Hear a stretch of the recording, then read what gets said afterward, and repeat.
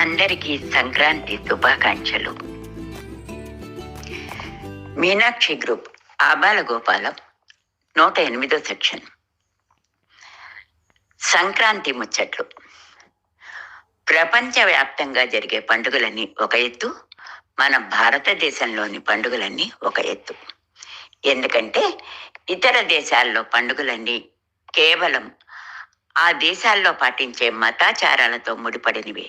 కానీ మన దేశంలోని పండుగలు కులాలు, ప్రాంతాలు, జాతులు, మతాలు, రాష్ట్రాలతో పాటు జాతీయ స్థాయిలోనూ, ఇంకా చెప్పాలంటే ప్రపంచ స్థాయిలో కూడా సార్వజనీనంగా అందరి సంక్షేమాన్ని కోరుకునే విధంగా ఉంటాయి. ఇందుకు నిజమైన ఉదాహరణ సంక్రాంతి పండుగ.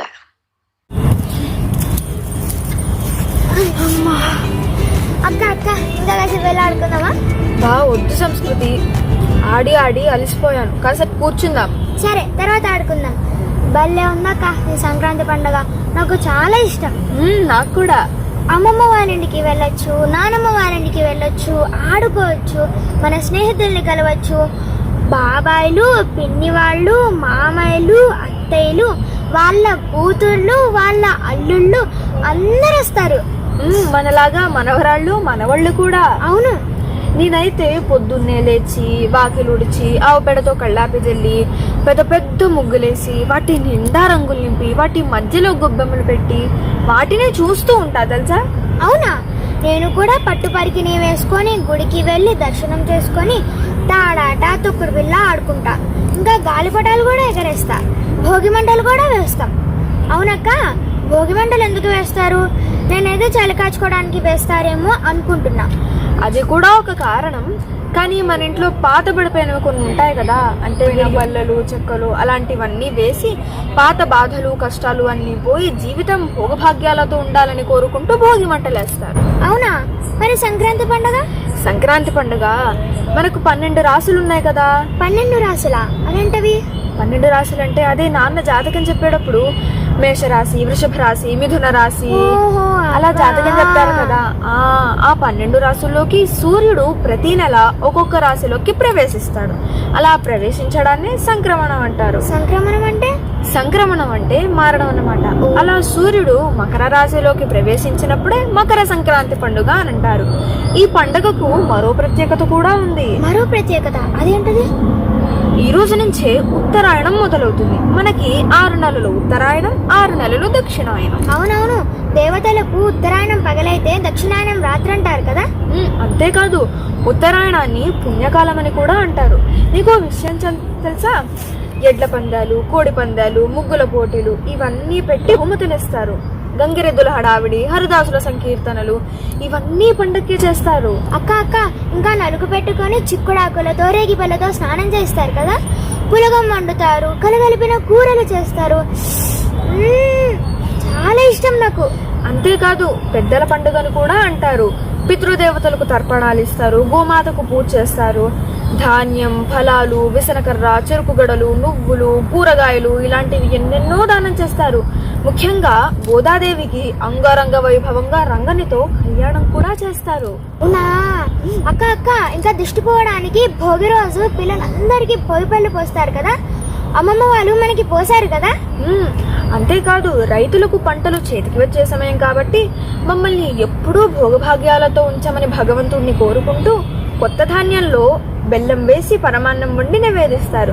గోగులు గోగులు గోగులు పూచే ఓ లత్త గుమ్మాడి, గోగులు గోగులు గోగులు పూచే ఓ లత్త గుమ్మాడి, ఓ లత్త గుమ్మాడి. భలే ఉందక్క ఈ పాట అంటూ జానపద గీతాలు కూడా పాడతారు. అక్క అక్క, ఇంకా సన్నాయి మేళాలు వాయిస్తూ గంగిరెద్దులు నాడిస్తారు కదా. ప్రతి ఇంటికి మామిడి తోరణాలు కడతారు. అందరింట్లో అరిసెలు, గారెలు, బూరెలు, చెకోడీలు, కారపూస అన్ని పిండి వంటలు చేస్తారు. నాకైతే పంచదార అరిసెలు అంటే చాలా ఇష్టం. కానీ బెల్లం అరిసెలే మంచివి. వాటిలో ఐరన్ ఉంటుంది, నువ్వులు కూడా వేస్తారు. అవి ఆరోగ్యానికి చాలా మంచిది. మన పూర్వీకులు మన పండగలలో మన ఆనందాన్ని, ఆరోగ్యాన్ని, ఆత్మీయతను పెట్టారు. సరే అక్క, ఇంకా వెళ్ళి ఆడుకుందాం. అందరికీ మకర సంక్రాంతి పండుగ శుభాకాంక్షలు. మాకు ఈ ఛానల్లో అవకాశం ఇచ్చిన ఆబాల గోపాలం సూర్య మీనాక్షి అమ్మమ్మ గారికి ప్రత్యేకత కృతజ్ఞతలు. జై శ్రీరామ్. ఇప్పుడు చెప్పండి, ఆహారం, ఆరోగ్యం, ఆహ్లాదం పంచి నవ్వుతూ 4 రోజులు పచ్చగా జరుపుకునే సంక్రాంతి పండుగను గురించి ఎంత ముచ్చటగా చెప్పారో కదా ఈ పిల్లలిద్దరూ. సాహితీ, సంస్కృతి చూడ ముచ్చటైన పిల్లలు, అంతే ముచ్చటగా ముచ్చట్లు చెప్పుకున్న సాహితికి, సంస్కృతికి నా ఆశీస్సులు అందజేస్తున్నాను. మీనాక్షి గ్రూప్ ఆబాల గోపాలంలో ఇప్పటి వరకు నేను 35 నుంచి 40 వరకు పిల్లల ప్రోగ్రామ్ చేశానండి. దాంట్లో ఈ సాహితీ, సంస్కృతి వీళ్ళిద్దరూ నా ఫస్ట్ ప్రోగ్రాం నుంచి అన్నిట్లోనూ పాల్గొన్నారు వీళ్ళిద్దరూ. సాహితీ అనే పాప simple tips for better life అనే నా ఛానల్లో సౌందర్య లహరి ఇప్పటి వరకు 87 శ్లోకాలు చెప్పింది. అవన్నీ కూడా పోస్ట్ చేశాను. ఒక శ్లోకం, దాని అర్థం. ఇప్పటి వరకు 87 శ్లోకాలు పోస్ట్ చేశాను. అందరూ కూడా ఈ పిల్లలిద్దరిని ఆశీర్వదించవలసిందిగా కోరుకుంటున్నాను. అలాగే వాళ్ళ అమ్మగారికి, నాన్నగారికి నా అభినందనలు తెలుపుకుంటున్నాను. ఈ పిల్లలిద్దరికి నా ఆశీర్వచనాలు అందజేస్తున్నాను. థ్యాంక్ యూ అమ్మా. సాహితీ, సంస్కృతి.